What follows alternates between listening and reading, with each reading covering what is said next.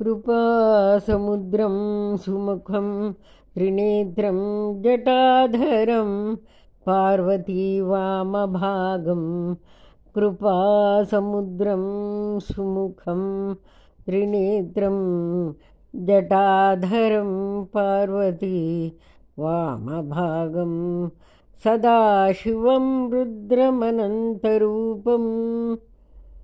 चिदंबरेशं हृदि भावयामि कल्याणमूर्तिं कनकाद्रिचापं कान्तासमाक्रान्तनिजार्धदेहं कालान्तकं कामरीपुं मुरारिं चिदंबरेशं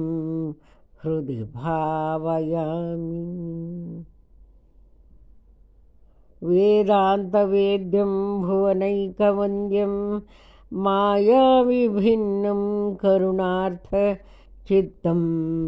ज्ञानप्रदं ज्ञानमयं त्रिमूर्तिं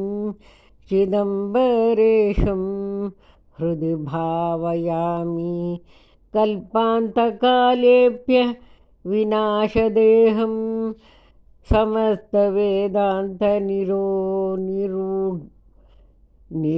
निगूढम्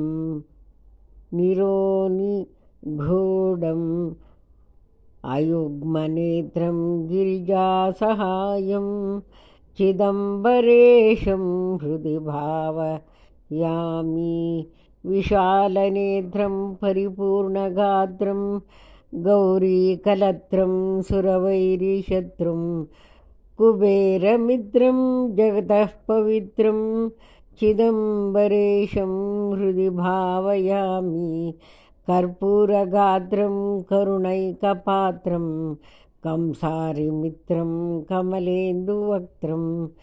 कन्दर्पशत्रुं जगतः पवित्रं चिदंबरेशं हृदि भावयामि विश्वाधिकं विष्णुमुखैरुपास्यं त्रिलोचनं चन्द्रकलावतंसं उमापतिं पापहरं प्रशस्तं चिदंबरेशं हृदि भावयामि दिगंबरं हासितमट्टहासं